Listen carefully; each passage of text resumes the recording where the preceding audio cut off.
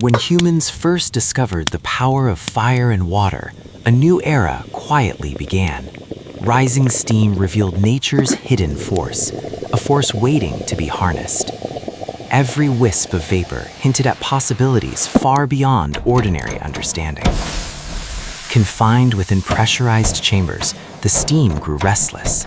Its invisible energy promised motion, force, and a revolution of labor. Every hiss and burst of vapor told a story of human curiosity and daring innovation.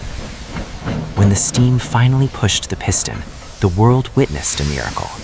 Machines began moving on their own, turning effort into power. The first steam engine transformed not just work, but imagination itself. Trains roared across landscapes, factories hummed with energy, and steamships sailed distant waters.